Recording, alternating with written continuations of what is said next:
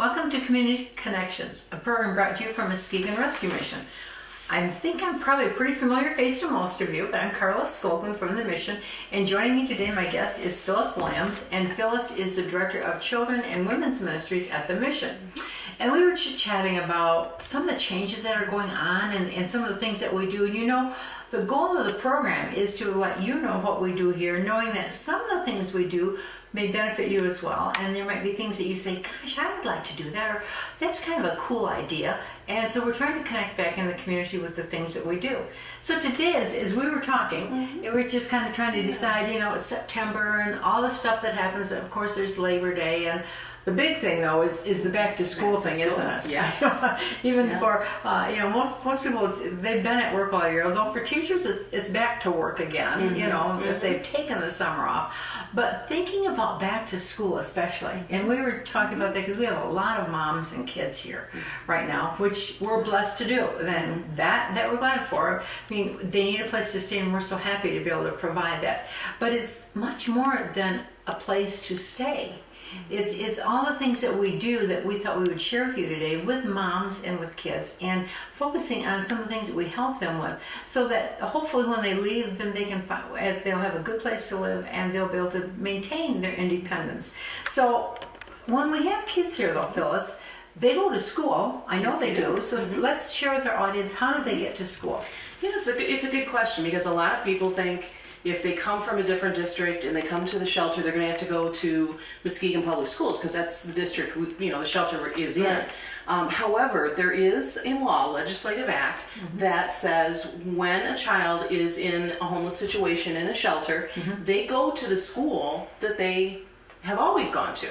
So if someone is from Fruitport schools and comes to the shelter, they still go to Fruitport schools. Good. Transportation is either provided by the school district, like a school bus coming and picking up the kids, or a transportation advocate that's at each school district is responsible for them coming, getting the kids for school, and bringing them back at the end of the school day. That's wonderful. So see how good it is. Kids are they don't ever have to feel weird or different because they stay here, because they go to school just like all the other kids do on a school bus to their same school. They're in the regular classroom that they're going to stay in with their same teacher. So it keeps a lot of normalcy for the kids. What I would observe too is for the buses that come here, and usually it's Muskegon or Muskegon Heights, I think the routes are designed so that the kids are dropped off towards the end. Oh, that's good. So that not everybody on the whole bus, they don't they're getting off on a full bus. Okay. You know, and I don't know if that's by design or if that's just God's hand in it, but I think that's another thing that adds to it, because the kids get off the bus and they don't have to worry about their peers, asking questions. It's because they're a little sensitive to that, and so we really want to protect that sensitivity that they have,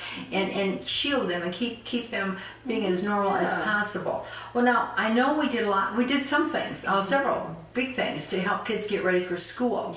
So what were some of those things that the mission provided? Oh, we helped with the big backpacks. That's right. The school supplies, the notebooks, the crayons, the markers, the pens, the notebooks, the folders, the binders. Kids got, based on their age, every child got a backpack, and then based on their age, you know, obviously if you're in high school you're not going to get crayons, but that's right. So I don't know, I still like playing with crayons, but you know, they would get the appropriate materials for their age and their grade. So they received that. They were able to get maybe some new clothes that had been donated, because we do get donations of those items. Or moms were given a gift certificate to take them to one of our stores. I love it. So for those of you who don't know for sure what we mean by a gift certificate, if I were at the mission and my children are here with me, and we had, but it's not only for the mission kids, we did this for people in the community as well. So the whole thing happened for whether you live here or you're in the community. You could have a gift certificate for the store for a certain dollar amount, and the dollar amount would depend upon how many children you had, and then you could go shop for the things that you have. You could take your child and you could have a shopping experience, just like if you went to one of the stores out in the mall, except that you wouldn't have to pay for it. So you go up to the cash register and you'd get run up just like the paying customers, but then you could hand over your gift certificate, like you could do if you had a gift certificate to a store in the mall, and then that would pay for your purchases. But I know we also gave away for the kids who stayed here, they had that, but they also got some new clothing. Yes. We have some wonderful donors, and our donors are so, they love kids, they love what we do, but they love the kids, and often I think of a couple of them I know, especially if they like to shop. Yes, they do. And actually there's more than a couple. Yeah. And they know when the sales are, and they go out for those sales, and they'll bring stuff in.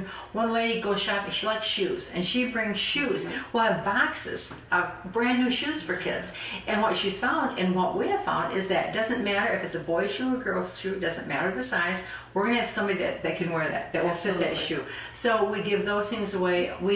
The community's been so good in giving us jackets and outerwear as well as the clothing. They bring stuff. It's either like new or brand new. It's beautiful. And so we give all that away too. Yeah, and I think that the part that I thought about when you were saying that is that a lot of those great deals come at the end of the season. That's right. That doesn't necessarily mean, if you look at them and go, oh, that would be great for a child at the mission, but it's not summer anymore. It's not.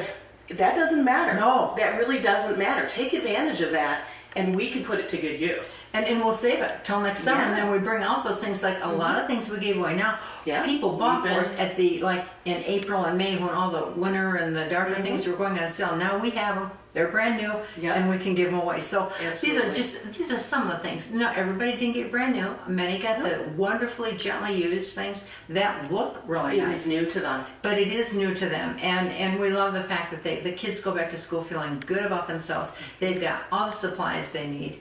And the moms feel good too, because what mom doesn't want her children to have what they need and to feel good about themselves? So that worked really well this year. It did.